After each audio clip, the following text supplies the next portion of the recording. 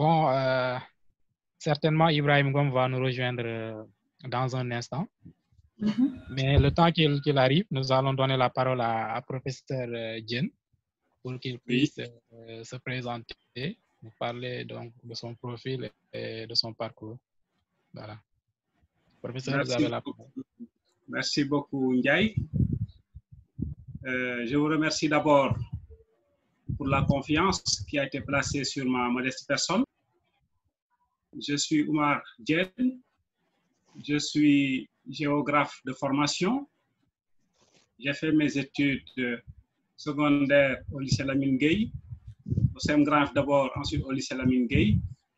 Ensuite, je suis allé au département de géographie de l'université Cheikh Anta Diop de Dakar, où j'ai fait mes études universitaires sanctionnées par une thèse de troisième cycle en géographie sur la production de l'espace dans un village traditionnel rattrapé par l'urbanisation à Dakar.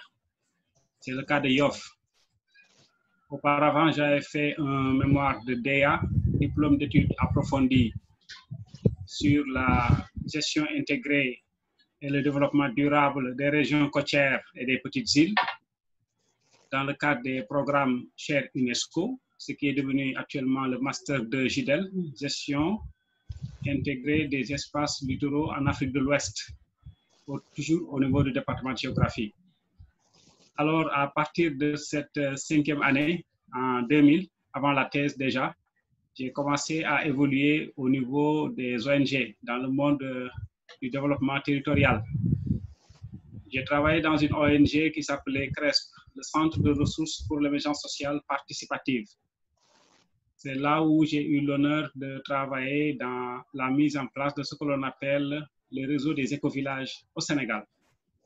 Avec le ministère de l'Environnement, le cabinet de l'Utropis, nous avons parcouru le Sénégal pour poser le débat déjà et participer à l'implantation de ce que l'on appelle les communautés écovillages et écovilles.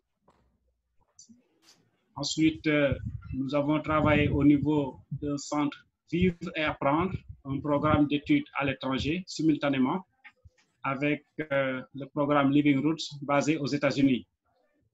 Nous avons accueilli pendant 8 ans des cohortes d'étudiants américains qui ont travaillé avec des étudiants sénégalais dans ce programme d'études à l'étranger. Et c'est ce programme Vivre et Apprendre qui a accompagné l'implantation des écovillages au niveau du Sénégal. Chaque année, on a reçu en moyenne une 50aine d'étudiants durant le J-terme, le premier semestre et le second semestre, avec étudiants américains et sénégalais. Nous avons travaillé avec un staff américain et sénégalais pour accompagner ces programmes. Et moi, dans ce programme, je m'occupais exclusivement, au-delà de la coordination administrative et financière, je m'occupais de ce que l'on appelle le service learning, c'est-à-dire le travail de terrain, les projets de recherche.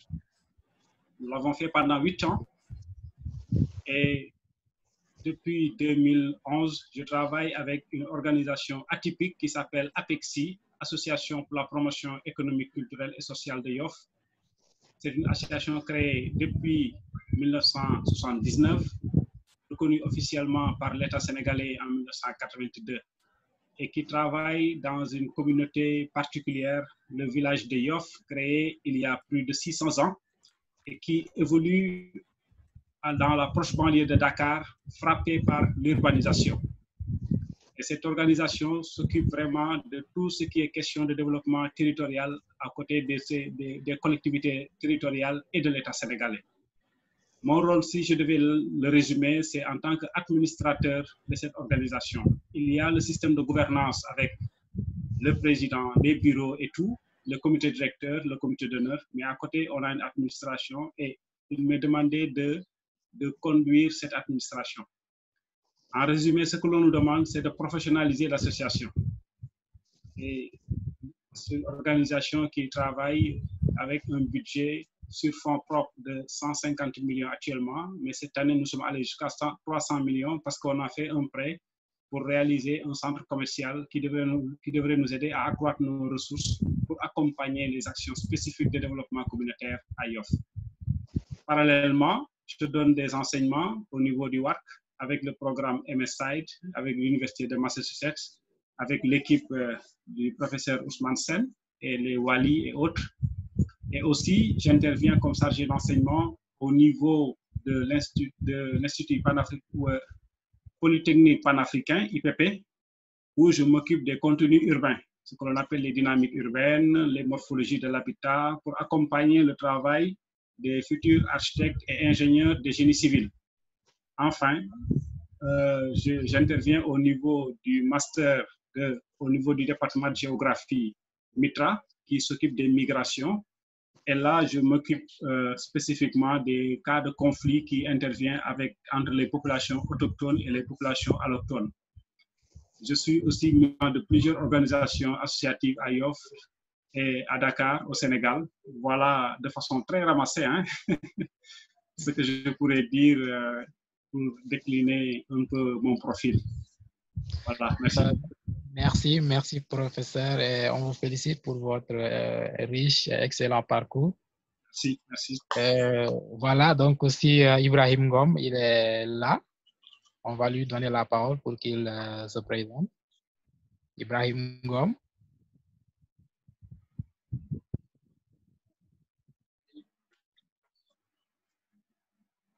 Bon, apparemment, Ibrahim n'est pas encore là. Bon, professeur, avant d'attaquer le vif donc, du sujet, puisque voilà, aujourd'hui, notre activité va tourner autour des collectivités territoriales et le changement climatique.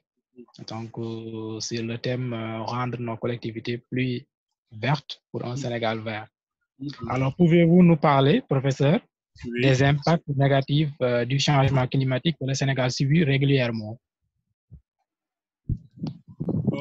Bon, déjà, je pense que pour mieux comprendre les impacts, les conséquences dedans, il vaut mieux essayer de comprendre d'abord comment ce processus se pose déjà. Parce que dès que vous m'aviez interpellé par rapport à la thématique des changements climatiques rapportés aux collectivités territoriales, je me suis posé la question à savoir, mais au fait, quelles sont les interrogations que soulève cette thématique? Et je me rends compte que les interrogations qui sont soulevées par cette thématique rapportées aux collectivités territoriales sont très nombreuses, eu égard aux enjeux forts qui leur sont associés. Parce que pour mieux apprécier l'impact ou bien la conséquence ou les conséquences d'un processus, d'un phénomène sur une situation donnée, il est important de comprendre quels sont les enjeux qui leur sont associés. Parce que ce sont les enjeux qui vont permettre de mesurer l'ampleur et la portée maintenant des impacts sur l'échelle considérée. Déjà, il nous faut comprendre, mais c'est quoi les collectivités territoriales? Il faut que nous nous accordons sur d'abord qu'est-ce que nous entendons par collectivité territoriale ou ce que l'on a appelé jusqu'à un passé très récent les collectivités locales. Nous devons admettre que ce sont des circonscriptions administratives dotées d'une personnalité morale. Donc, c'est un territoire qui est produit.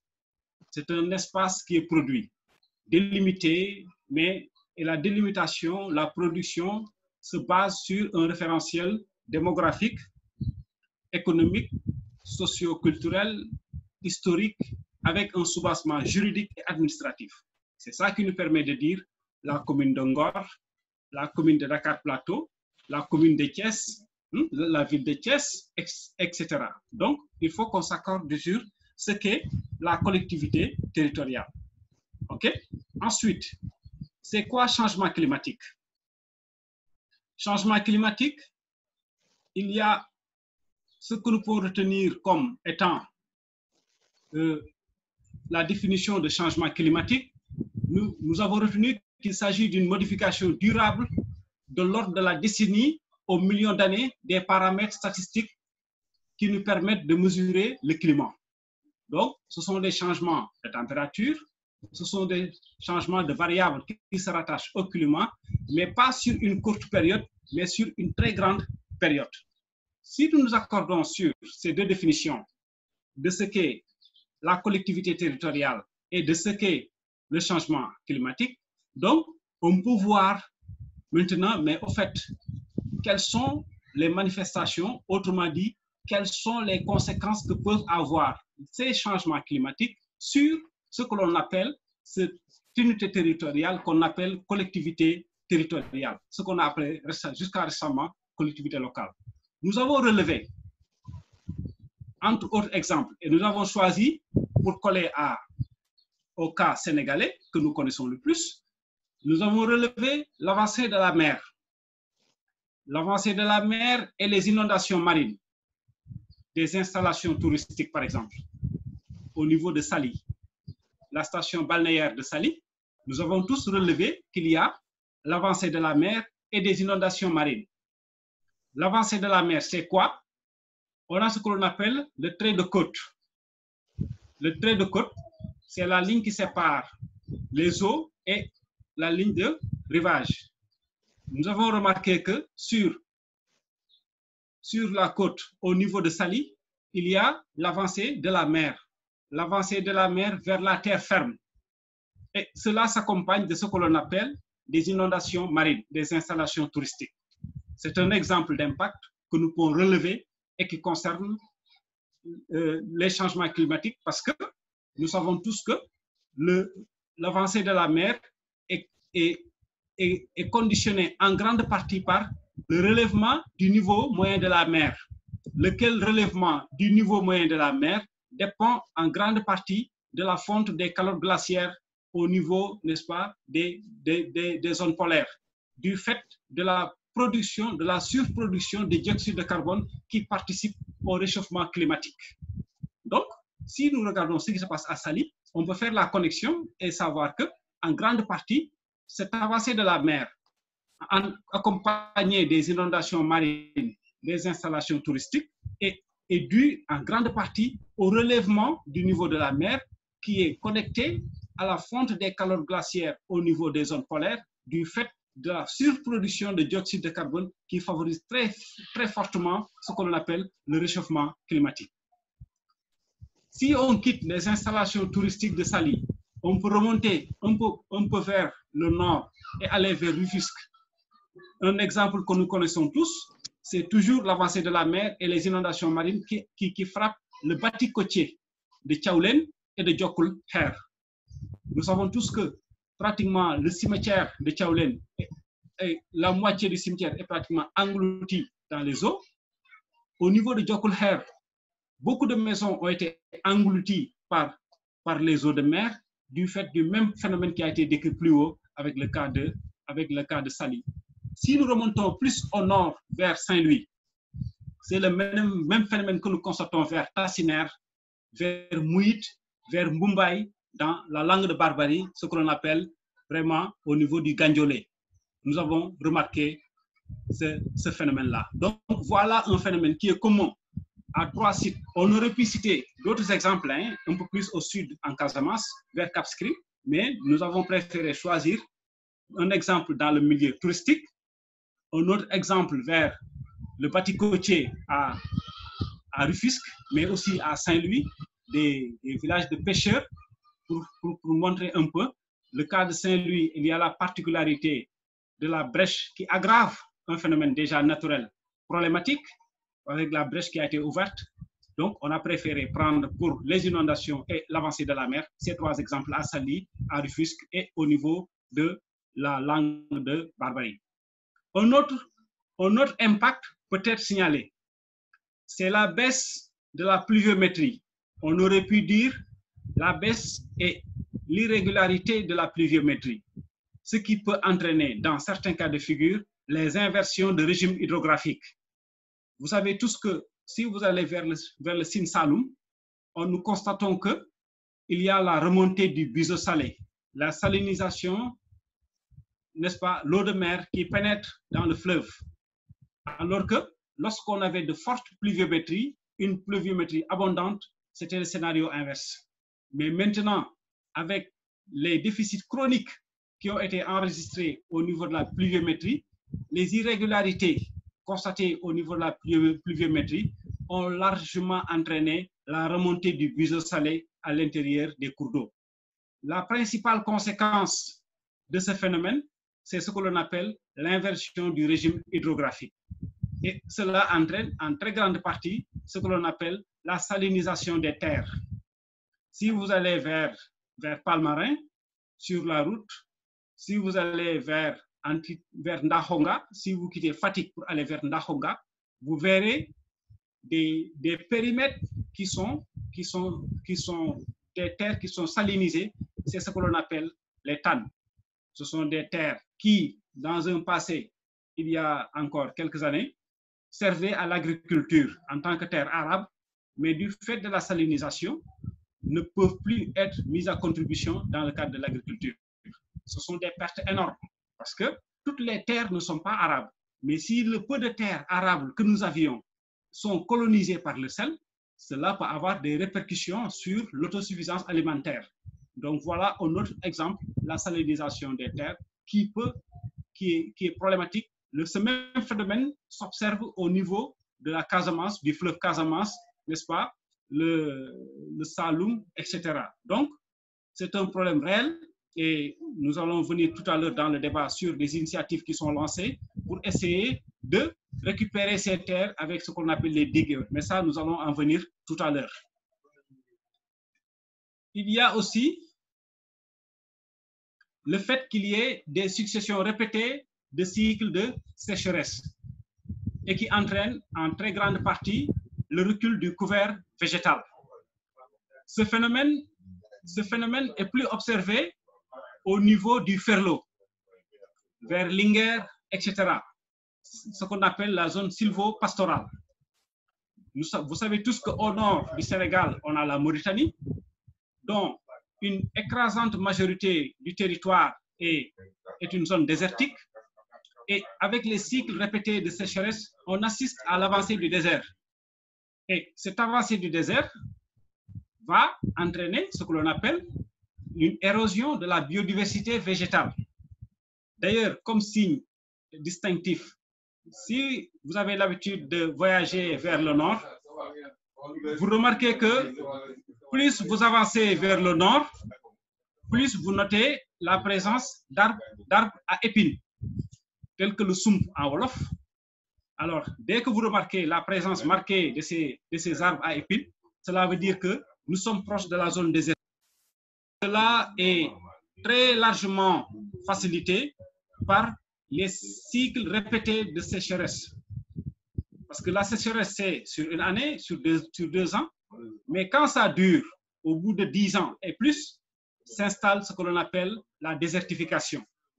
Et par moment, on est en train de noter ce phénomène au niveau du Ferlo, dans ce que l'on appelle la zone sylvo-pastorale. Enfin, un dernier exemple, pour ne pas trop monopoliser la parole, il y a la variation prononcée des températures et qui peut participer à ce que l'on appelle au dérèglement de l'équilibre écologique de la biodiversité marine. Vous n'êtes pas sans savoir que, au même titre que nous, êtres humains, nous avons besoin de certaines normes au niveau de la température pour pouvoir vivre correctement.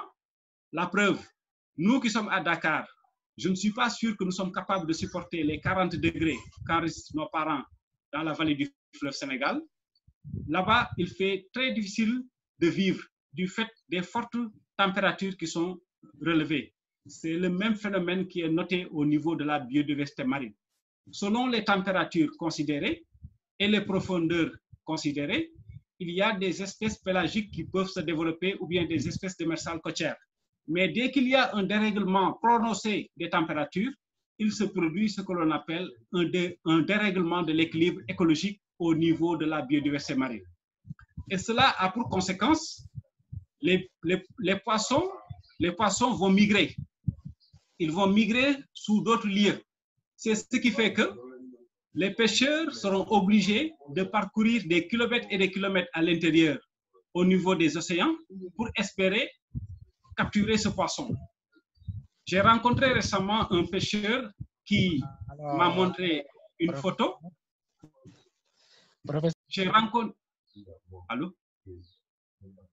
J'ai rencontré récemment un pêcheur du nom de Babacar Sarr qui m'a montré un mérou.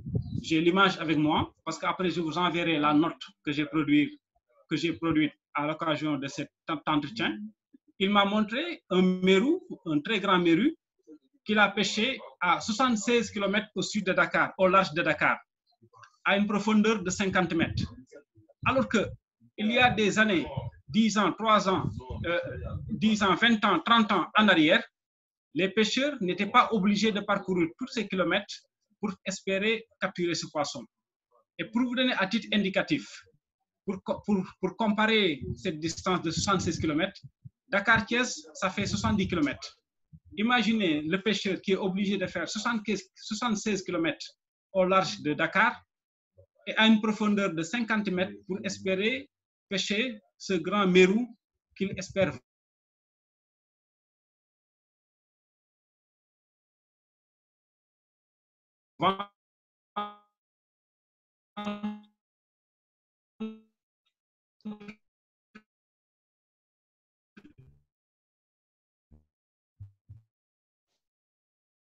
Professeur. Voilà quelques exemples, Aliou, qu'on peut noter en termes d'impact par rapport à ce que l'on appelle les impacts des changements climatiques sur les collectivités territoriales. Alors, merci. Vraiment, vous nous avez cité énormément de conséquences ou bien d'impacts liés en partie au réchauffement climatique. Est-ce que Ibrahima Ngom est là? Ibrahima?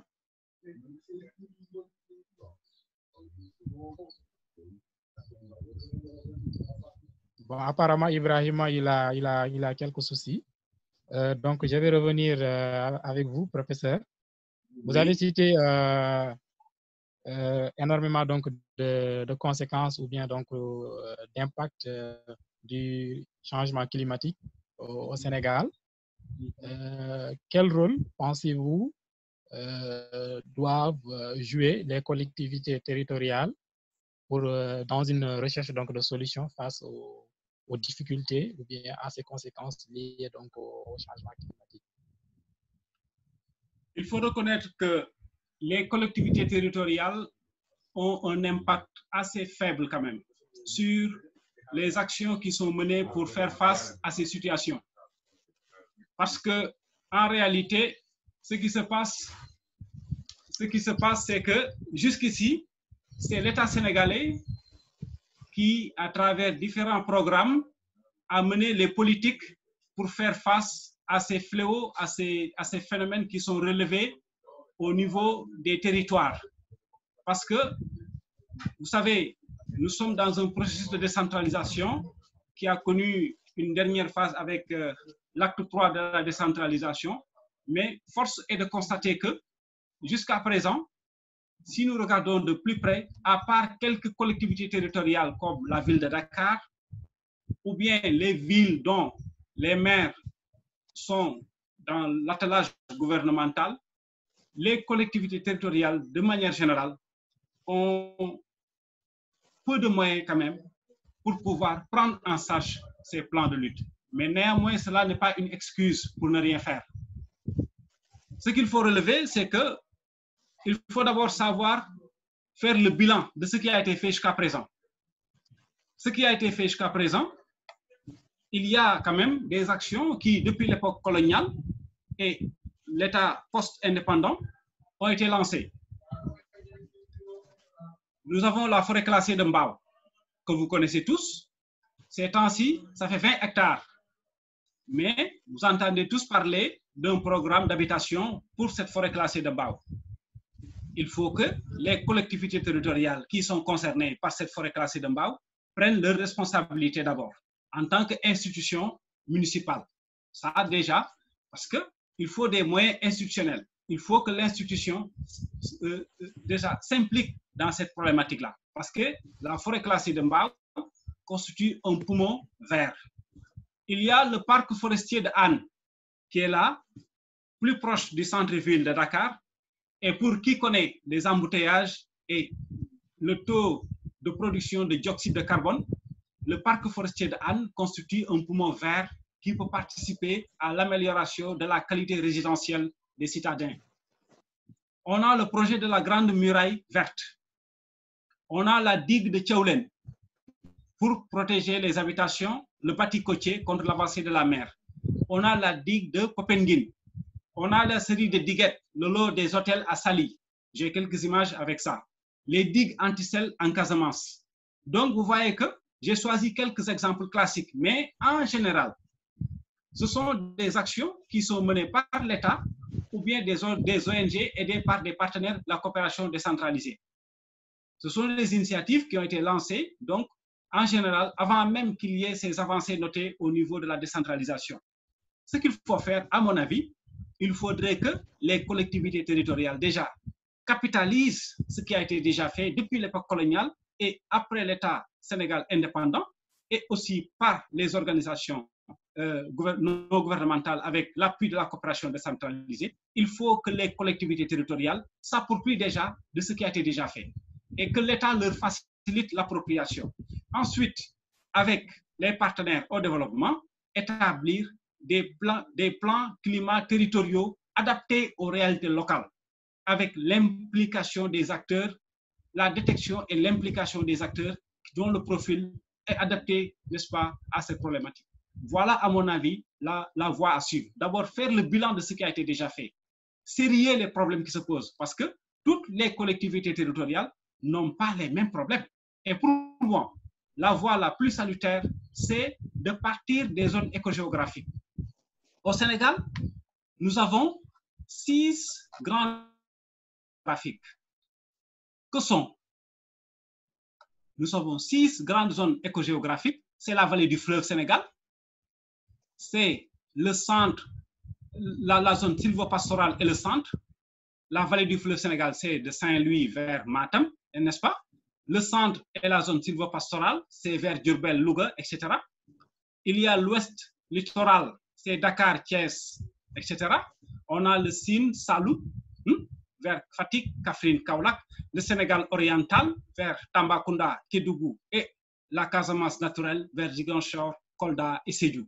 À partir de ces 6 zones écogéographiques, je vous enverrai les documents avec les cartes, les collectivités territoriales que ces zones écogéographiques abritent peuvent s'organiser à partir des spécificités, n'est-ce pas, de leur zone écogéographique, bâtir des plans climat territoriaux adaptés aux réalités locales et identifier sur la base du profilage les acteurs dont l'intervention peut participer à produire des actions efficientes afin d'avoir des résultats efficaces. Voilà, à mon avis, ce qu'il faut faire pour pouvoir permettre une participation efficace des collectivités territoriales. Parce que, pour dire vrai, à part quelques collectivités territoriales, la plupart d'entre elles font ce que l'on appelle, qu'ils m'excusent, le suivisme.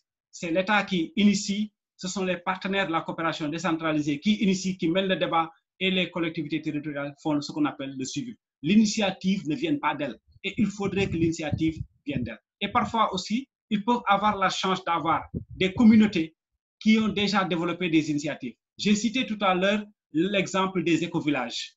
Au Sénégal, le concept d'écovillage a été introduit par une organisation qui s'appelle l'APEXI, qui a pris l'initiative d'organiser la 3e conférence internationale des écovilles et écovillages. C'était en 1996. 1996, nous étions déjà à 4 ans déjà de Rio, la conférence sur le développement durable, n'est-ce pas, de 92 de Rio de Janeiro, n'est-ce pas? Donc, une communauté villageoise capable d'initier déjà à cette époque une telle initiative et qui a travaillé avec la ville de Dakar. Il faudrait que des initiatives de ce genre soient capitalisées et organisées au niveau de ce qu'on appelle les plans climat territoriaux adaptés aux réalités locales.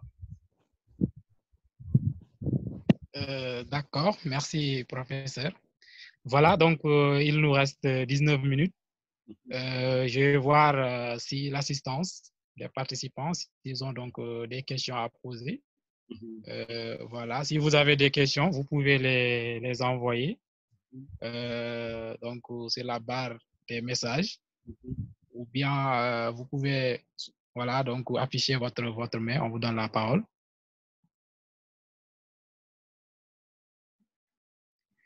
Alors là, on a une question, professeur. Oui. Une question de Mbeng, voilà, de Mbeng, excusez-moi. Ouais.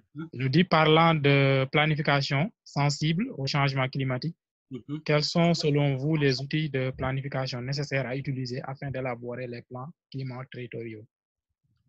Alors, j'ai pris la précaution tout à l'heure de partir, de recommander, n'est-ce pas, que les collectivités territoriales partent des réalités locales. Et j'ai parlé de profilage des acteurs. Et pour les outils de planification, on a les outils classiques de la planification. Il faut faire le diagnostic d'abord. Diagnostic, identifier les enjeux et à partir des enjeux, définir les objectifs stratégiques et à partir de ces objectifs stratégiques, dégager les résultats en vue, déterminer les variables, les échéances, les variables, les indicateurs qui doivent permettre de mesurer et définir les hypothèses. Ça, c'est le schéma classique. Mais tout doit partir d'un diagnostic exhaustif des situations en présence. Tenir compte des opportunités, n'est-ce pas, que peuvent avoir les collectivités territoriales selon les cas.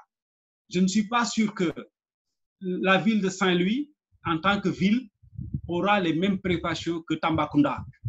Parce que les deux contextes ne sont pas les mêmes. Là-bas, nous avons une ville, une commune littorale. Là-bas, c'est une zone minière. Est-ce que vous voyez? Donc, ce sont ces réalités-là. Maintenant, en nous fondant sur les outils de la planification classique et que les gens respectent. Parce qu'il y a très souvent un reproche qui est fait aux collectivités territoriales, c'est ce qu'on appelle la gestion politicienne. Parce que le profilage, c'est pourquoi j'ai insisté depuis le début sur le profilage. Je demeure convaincu que les 4 moyens qui font le développement doivent être sérieux et de façon objective. Ce sont les ressources humaines, l'ensemble des ressources humaines qui doivent intervenir dans ces planifications, depuis les concepteurs, depuis les experts, jusqu'aux manœuvres qu'on lâche dans la catégorie des ressources humaines, mais aussi il y a les ressources, les moyens techniques, tout ce qui est outils de planification, etc., les moyens matériels et les moyens financiers. Mais malheureusement, et par expérience, ce que j'ai constaté, moi, à travers la modeste expérience que j'ai eue dans ces initiatives, c'est que le focus est mis sur les ressources financières. Alors que les ressources financières, c'est le dernier maillon, n'est-ce pas, de la typologie des moyens à mettre en œuvre. Parce que c'est la quantification des besoins en ressources humaines, des besoins en ressources techniques et matérielles qui doivent permettre d'avoir les ressources financières. Mais malheureusement, s'ils en jugent par les expériences, par la plupart des expériences que j'ai vécues, les gens mettent le focus sur les ressources financières. C'est ce qui fait qu'après, il y a détournement d'objectifs, l'initiative est dévoyée et au finish, on n'a pas les résultats escomptés parce que tout simplement, on n'a pas utilisé les outils indiqués pour pouvoir procéder à cette planification. Alors, nous avons 3 autres questions. D'abord, la question de Ndeye Marie. Quel programme possible pour rendre nos collectivités définitivement plus vertes dans l'axe de la gestion des déchets? OK. La gestion des déchets pose plusieurs questions, dont la biodiversité au niveau des espaces verts. Mais déjà, il faut qu'il y ait un changement de comportement. Parce qu'au Sénégal, le principal problème que nous avons par rapport à la production des déchets, c'est un problème de comportement. J'ai eu la chance de travailler dans un projet avec une équipe américaine. Ce que nous avions constaté dans la zone urbaine, c'est que l'essentiel des déchets est constitué de sable,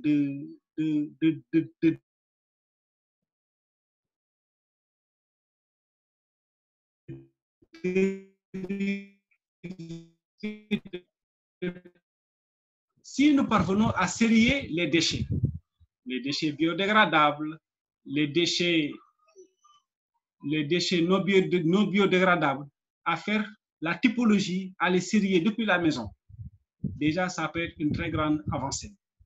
Ensuite, à partir de la typologie des déchets que nous produisons, après les avoir sériés, nous avons la possibilité de les valoriser. Et la valorisation passera par exemple, pour tout ce qui est déchets biodégradables, la production de compost. Et cette production de compost peut participer à l'enrichissement des sols parce que malheureusement, nous assistons de plus en plus à ce que l'on appelle la perte de terres arables. Il y a plusieurs terres qui sont relevées, il y a des superficies énormes, mais malheureusement, les terres arables se dégradent de plus en plus parce qu'il y a l'érosion éolienne, il y a le lessivage et le compost peut participer à l'enrichissement des sols. Sous cet angle, oui, les déchets peuvent participer à l'enrichissement des sols et par conséquent à la préservation des espaces verts. Mais ça, c'est un cycle qui démarre par le changement de comportement depuis les maisons. Voilà ce que je peux dire sur cette question. Alors, la question suivante. Pensez-vous vraiment que les collectivités territoriales peuvent bien gérer les impacts ou incidences des changements climatiques? Oui, à condition qu'elles s'adaptent. Sous le schéma actuel, je ne le pense pas. Parce que au niveau des collectivités territoriales, il y a un biais à corriger, un biais structurel. Ça n'a rien à voir avec les textes. Qu'est-ce qui se passe? Comment on y accède au niveau des conseillers municipaux? On y accède par le système électoral. Qui est concerné comme les candidats? En général, ce sont des partis politiques. Et on y accède au niveau du conseil municipal, mais à côté des conseillers municipaux, il y a ce que l'on appelle les administrations municipales. Ce que l'on ne sent pas très bien au niveau de la gestion municipale, c'est la parole des experts. On ne le sent pas très bien. Il y a un maire qui s'est illustré dans l'implication des experts, des techniciens, des ingénieurs dans la gestion municipale, c'était feu le maître Mamadou Diop, avec ce que l'on appelle la CUD, la communauté urbaine de Dakar. Lui, il réunissait les universitaires, il réunissait les ingénieurs, et à cette époque, il y a l'IAGU, l'Institut africain de gestion urbaine, avec le professeur Oumar Sissé, qui a joué un très grand rôle, n'est-ce pas, dans la planification urbaine des interventions de la ville de Dakar. Et je me rappelle, il a eu à poser la problématique de la gestion des déchets pour dire l'équation, c'est comment gérer les déchets. Et à l'époque, ils ont initié des démarches qui ont apporté beaucoup de satisfaction. Malheureusement, avec le changement de régime, en 2000, la communauté urbaine de Dakar a été dissoute. Qu'est-ce que je veux dire par là? Pour que les collectivités territoriales puissent gérer de façon convenable, efficace et efficiente cette problématique de la gestion urbaine, il faut que vraiment que la gestion soit moins politicienne et que ça soit une gestion avisée, basée sur le profilage avec l'identification et l'implication des profils adaptés aux problèmes qui sont posés. OK. Voilà, cette question, on nous demande, nos collectivités territoriales sont-elles capables de relever le défi des ODD? Le défi? Des ODD. Oui, les ODD, bon, les objectifs du développement durable s'inscrivent dans la durée. Il y a un paradoxe, et je pense que ce paradoxe rattrape même l'État sénégalais. Parce que quand vous dites les ODD, on s'inscrit dans la durée. Parce que la durabilité, ce n'est pas au bout de 5 ans, ce n'est pas au bout de 3 ans. Mais malheureusement, et c'est un constat que j'ai fait, peut-être que je ne suis pas le seul, en général, nos hommes politiques ont des objectifs dans le court terme. Ils veulent tout de suite que les citoyens sachent ce qu'ils ont fait. Alors que pour les ODD, on s'inscrit dans la durée, on s'inscrit dans la durabilité. Peut-être on va poser des actes dont les résultats ne seront perceptibles qu'au bout de 10 ans, qu'au bout de 15 ans, qu'au bout de 20 ans. Mais l'homme politique, en général, je n'ose pas dire qu'ils sont égoïstes, mais ils ont tendance à mettre le focus sur les actions dont les résultats seront visibles dans le court terme. Malheureusement, pour les citoyens, les exigences des ODD s'inscrivent dans la durée. Voilà, s'ils sont capables de réajuster leur agenda en intégrant plus la durabilité, la durée, oui, ils pourront. Parce qu'on a la chance quand même d'avoir des gens bien formés au niveau de l'administration, de la haute administration. Le Sénégal, par exemple, ne manque pas de personnes ressources. Mais ce sont les logiques d'intervention parfois qui sont contradictoires. Tu vois un universitaire, un brillant universitaire, mais dès qu'il est dans l'appareil politique, alors là, sa logique d'intervention est maintenant sous-tendue par un objectif différent du premier. Parce qu'avant, il n'était que universitaire. Mais maintenant, il est homme politique, il est dans un régime. Et ce régime-là veut faire des résultats immédiats. Alors que les ODD s'inscrivent dans la durée. S'ils sont capables d'accepter de travailler pour l'avenir, oui. Parce que quand même, les compétences ne manquent pas. Mais tant qu'ils mettront au devant de la scène leur objectif politique d'avoir des résultats immédiats pour que les citoyens puissent les réélire lors des prochaines échéances électorales, alors là, ils seront en porte-à-faux avec ce qu'on appelle les ODD, parce que les ODD s'inscrivent dans la durée. Et un exemple très pertinent, c'est l'exemple des accords de pêche. Parce que s'il faut satisfaire les besoins de X, Y ou Z et remettre en cause la biodiversité marine sur une longue période, il s'agit de faire un choix pour l'avenir ou bien pour l'immédiat. Et je pense qu'il est plus salutaire quand même de tenir compte quand même de la capacité de nos écosystèmes marins à se reproduire et dans la durée. Voilà, c'est ça. Alors, nous n'avons que 7 minutes. Alors, nous avons ici, je pense, 4 questions. Donc, brièvement, professeur, est-ce qu'on peut considérer les études de vulnérabilité comme première étape de la planification? Brièvement. Non, pour moi, c'est le diagnostic d'abord.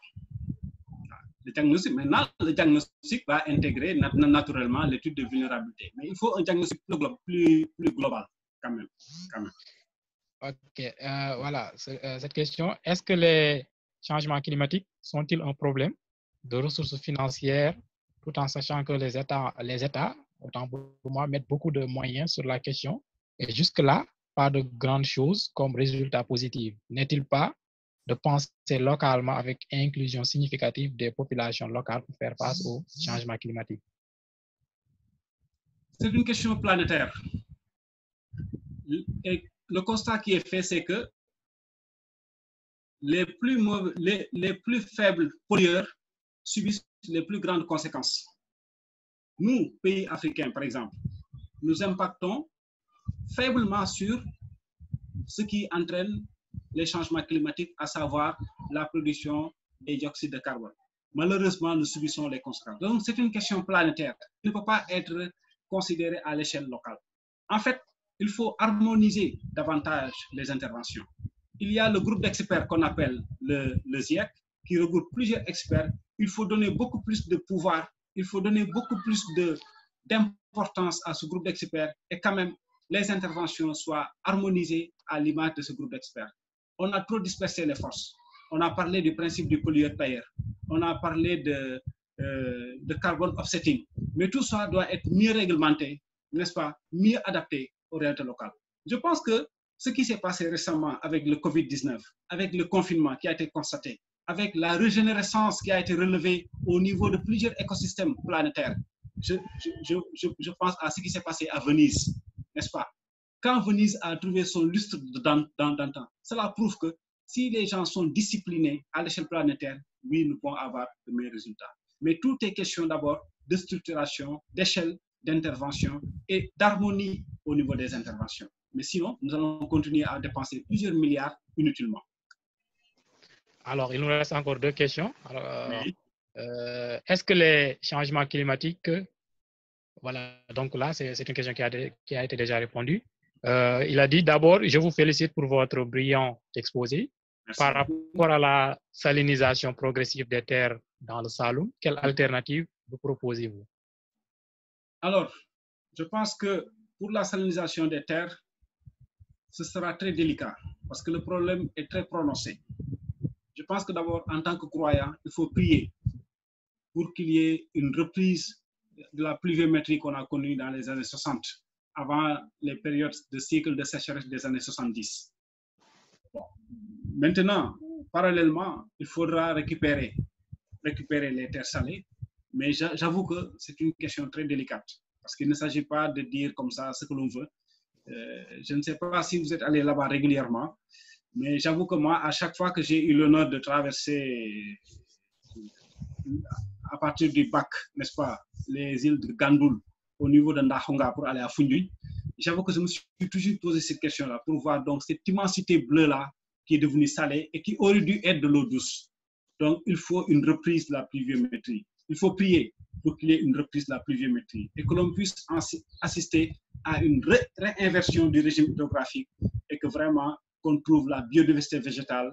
Je ne sais pas si vous avez visité, n'est-ce pas, le paysage de cette localité, la Foundiougne, avec dans ce qu'on appelle le log, avec les villages qui constituent le log, mais c'est une biodiversité merveilleuse. Il faut prier pour qu'il y ait une reprise de la pluviométrie. Comme ça, nous allons retrouver notre lustre dans le temps et prendre des mesures conservatoires. Oui. Alors là, je pense que c'est plus des contributions que des questions. Deng dit, à mon sens, tous les secteurs émetteurs de gestes sont potentiellement des secteurs qui peuvent contribuer à l'adaptation et à l'atténuation autant pour moi. Le souci se trouve dans la planification et les ressources budgétaires sont cruciales pour que les collectivités s'adaptent. Exact. Il a raison. En plus, il dit l'étude de vulnérabilité est un diagnostic.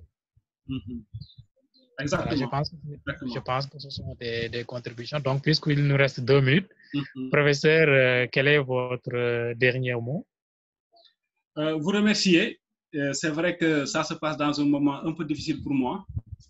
J'ai perdu ma mère il y a 2 jours, mais par respect à ma parole, par respect et par estime à votre groupe, j'ai préféré maintenir la programmation et faire la communication. Parce que je ne sais pas si vous mesurez un peu l'enjeu de ce que vous venez de faire. Vous avez eu le courage de poser un débat.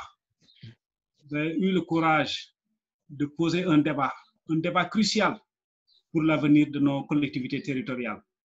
Ayant pris conscience de cet enjeu, j'ai dit, quel que soit Alpha, je vais demander la permission à mes frères et sœurs de faire cette intervention pour quand même, parce que la maman que je viens de perdre m'a toujours conseillé de respecter ma parole.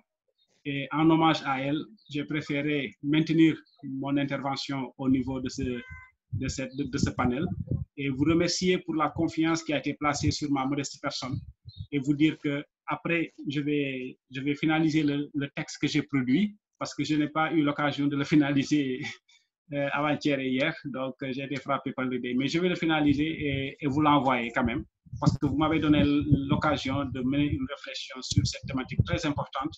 J'avais même prévu d'impliquer le maire de Yoff et l'actuel ministre de la Santé, mais malheureusement, les circonstances ne me l'ont pas permis. Mais je compte finaliser le texte et vous l'envoyer et l'envoyer aussi au maire de Yoff pour que vous puissiez, vous, en tant que groupe quand même, prendre langue avec une autorité de sa dimension pour qu'il puisse vous accompagner dans vos différentes actions que vous êtes en train de mettre en œuvre. Je vous félicite, je vous encourage et je vous souhaite plein succès pour les actions à venir. Merci beaucoup. Merci professeur. Et encore une fois, nous prions pour le repos de l'âme de notre maman. Et vraiment, nous vous remercions, vraiment, c'est pas évident et merci beaucoup. Amin. Merci également à tous les participants. Merci. À bientôt. Merci Aliou, merci professeur. Bon, merci. Allez, au revoir. Au revoir. Merci, Marie. Merci, professeur. Merci et du courage. Merci.